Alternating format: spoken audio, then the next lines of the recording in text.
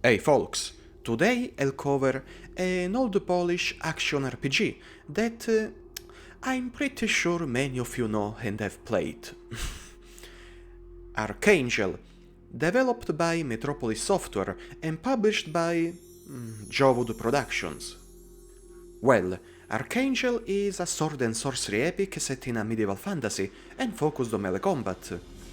And it's also a third-person shooter set in a futuristic era, and once again, it's even a kind of mix of the two.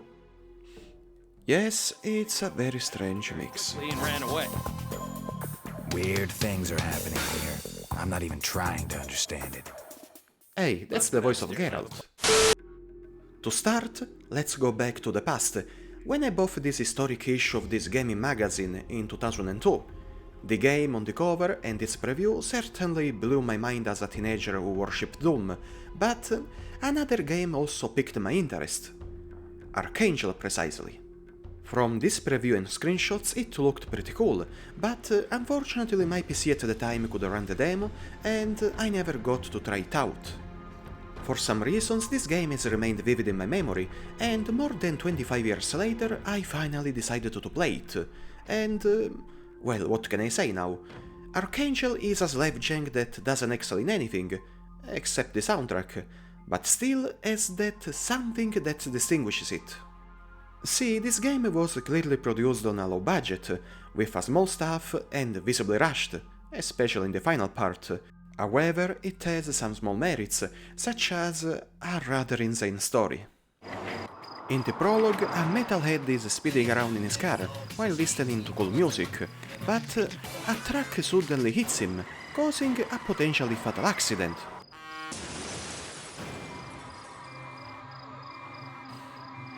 Perhaps he died doing what he loved. Then the scene changes, and our metalhead finds himself comatose in the warehouse of an abbey, where an abbot awakens him and takes him to his superior. And now get ready. For unspecified reasons, the protagonist has ended up in an alternate fantasy past, where a prophecy speaks of his coming to destroy demonic forces, armed with the Sword of Light. Do you get it? What we have here is probably the first slapjack isekai. Seriously, the typical elements are all there, and this is insane. By the way, Metalhead's real name is Michael, but he doesn't remember anything of his past, and accepts his happy quest without much hesitations. May wield it. It is a great honor for me, though I still don't understand. Initially, we'll have to undergo a quick tutorial, in which we'll experiment a bit with the terrible platforming, then combat against evil creatures, and learn how to attack from behind silently, but it's an approach useful only against one type of enemy. Once this is finished, we leave the abbey and meet Iveros, a sort of angel who will take us to the presence of the Lord of Light, who will make us choose between two forms: a ghost and a warrior. I chose the warrior because it seemed more fun. Archangel is an adventure divided in 3 acts, each set in a different era, in which we explore interconnected areas that make it an open map game similar to the first The Witcher, to give a simple example. The main thing we'll be doing is fighting, but the fighting in Archangel is, to put it simply, it's crap. Because not only there are no combos to perform, but there's also not even the possibility of blocking the enemy attacks. And this is bullshit. We'll have to try to dodge everything, and it's almost impossible. To restore health, we'll have to rely initially only on medikits, which are also used automatically when the health bar is reduced below half. Yes, that's kinda useful. Under the health bar we find the Astral Energy, which is our mana. It recharges slowly and is used to perform attacks with the Sword of Light, which is the only weapon that can damage certain boss level creatures. And it's also consumed by magical powers. The first available is the Chosen Form, which is invincible to enemy attacks, deals high damage and drains the remaining mana until it reaches 0. The warrior form has been my winning card throughout the whole game, which is full of difficult fights, and by upgrading it, it will last much longer, but it will cost a lot of astral points, which are acquired by killing enemies and completing quests. All the remaining powers have their uses, and the first ones I acquired were Regeneration and Light Shield. Regeneration compensates for the shortage of medikits, but it actually consumes a lot of mana and needs to be upgraded early to be decently effective. On the other hand, the Light Shield absorbs the 25% of the damage received, for a total of 75 when fully upgraded, and will come very handy in the second act during the shootings. These two powers are in my opinion the ones to prioritize purchasing and upgrading as soon as possible. And by the way, the main problem with magic is that this fucking astral energy recovers too slowly, and sometimes it doesn't even restart right away. I wasted a lot of time just standing still waiting for the bar to refill. Constantly. Towards the end of the game, there's this sort of mini-boss that I found unbeatable, without combining Holy Protection and the Light Sword attacks, that consumed quickly the astral energy. This fucker is one of those that require the magic sword to be killed, and does these area of effect attacks in rapid succession.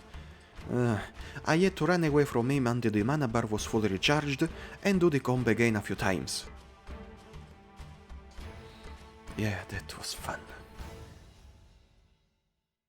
Besides all the fighting, Michael can talk to different NPCs and ask for information, or be assigned to missions that sometimes intersect. The rewards are always astral points that can be spent to acquire and upgrade the powers, and will rarely include items that are not plot related. For example, in the first act, this monk called Zilef will ask Michael to recover a flower from inside a cave, with which he will create a potion that will improve the Sword of Light, which will consume less mana and therefore will perform more consecutive attacks. That's a real game changer. Continuing, there are no shops in this game. All the recovery items are obtained from defeated enemies or found scattered around, and the same goes for the weapons. In the first act, we'll find mainly different types of swords, or an axe, and also a bow and a crossbow that I've used very little, and which shoot different types of arrows. My first choice was always the greatsword found in a barn, however all the melee weapons in the game have the same limited moveset, and only the speed and damage output changes. The first act of the game is to be considered the best of the bunch, because it has some interesting quests, and is not as much linear as the other two. Just to give an example, while I was randomly exploring areas, I ended up running into a demon, who I killed, and later discovered was possessing a monk. The poor guy called Ecclesia then revealed that it was all the work of a witch called Navaya, who must be stopped, and afterwards it happened that I met her.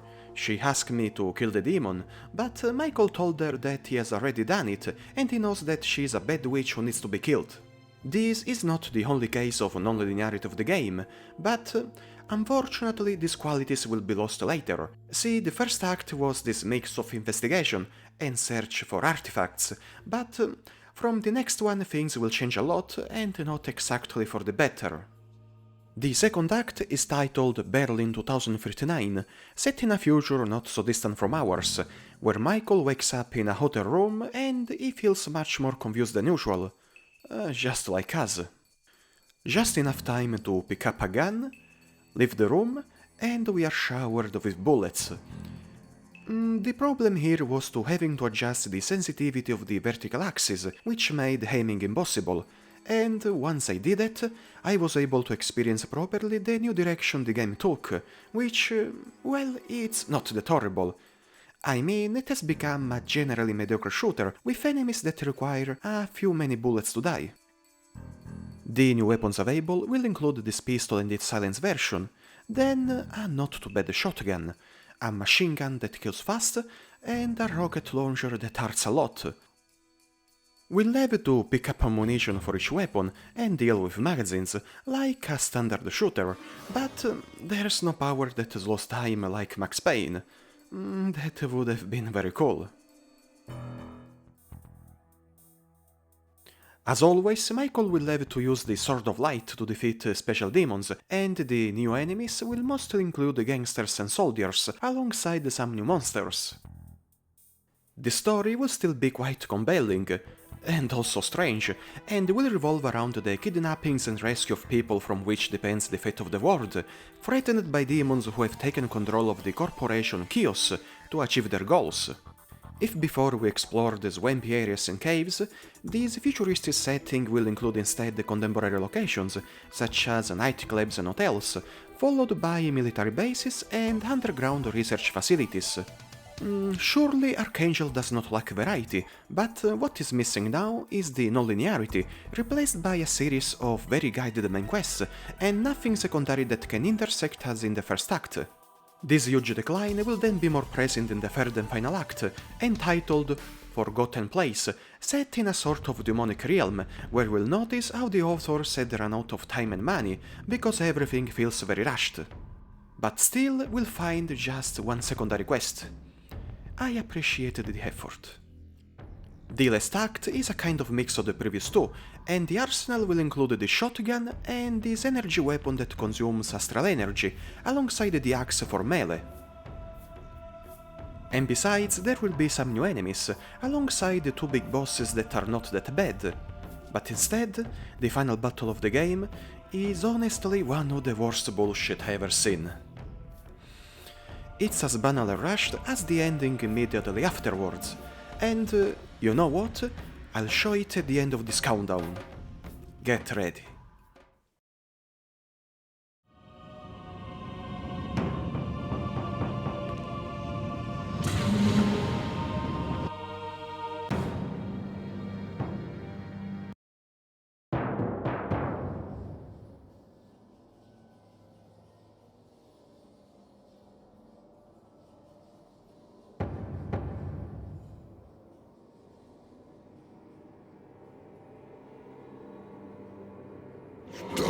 Truly mortal, you cannot defeat me at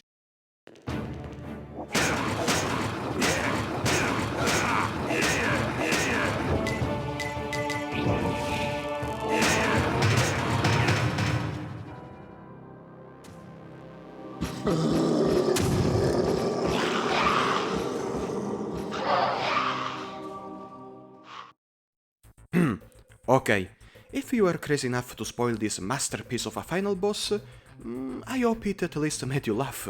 After all, I don't think any of you will ever give a damn about playing Archangel. I did it, and it was a rather strange and sometimes tedious experience, but at the same time I do not regret it. See, I think that a gamer's life doesn't always have to be about playing masterpieces and milestones. Sometimes even playing obscure and potentially bad games can be intriguing, and Archangel fits perfectly into this category. Aside from the limited combat and overall rush development, the game boasts a very cool orchestrated soundtrack and some decent visuals for the time. I appreciated the models of some enemies, and I especially liked how Michael's appearance changes throughout the story. Just look how badass he becomes in the final act. He's a freaking cyborg. I'll tell you, I wouldn't be surprised to find out if in the initial plans his appearance also depended on moral choices, and perhaps there were even multiple endings. By the way, the game also suffers from some stupid bugs and glitches, and a somewhat deficient enemy eye that also shows bad pathfinding from time to time. On one occasion it happened that these goddamn bars wouldn't open to let me pass, so I had to cross them by crouching, and another time I had to kill these friendly guards to get the access card needed to open the giant door which closed itself due to a script that I accidentally triggered. Another oddity is the water. When Michael enters it, he doesn't swim but simply falls to the bottom and drowns. This is the word savior. Also, I had trouble finding my way around the levels, because the game has no maps, and I got lost many times like an idiot. And now, I'd like to dedicate the final part to the English dubbing, whose acting seemed to me very listless, if not hilarious at times, and the protagonist is voiced by none other than Doug Cockle, known for Geralt of Rivia, who however sounds quite bored, and not only him. Just listen to the general enthusiasm of the voice cast. How do I get to the mine? I have to find Garrett. You'd have to defeat the guards at the entrance first. I am Nevaeh. People say that I am a witch, But this is not true. I simply use the powers of nature for my purpose. Greetings, Navaya. I don't know what people say. I only know that I see a beautiful woman. Welcome, stranger. Wait, who are you? Get out of my way or else. Strange things are happening inside. I have to go in. My friend is inside. Okay. See, Willis? The eldest of the termite family's gone and died. This corpse stinks. Disgusting. Bruh, when you still can, maybe you could do something for us. I will not kill you quickly. I promise. I'm not afraid of you. Come on. What's happened, monk? And this was Archangel, a game that stuck with me for many years and that I finally played, and it even lasted me over 10 hours on normal difficulty when I thought it was a much shorter game. If you're happy to have discovered this game thanks to me, I would be very pleased to know in the comments. And just know that the next one I review is even more obscure. As always, a warm thanks to all viewers, and see you in the next entry. You come to die. Don't try to resist. It won't help but only increase the pain.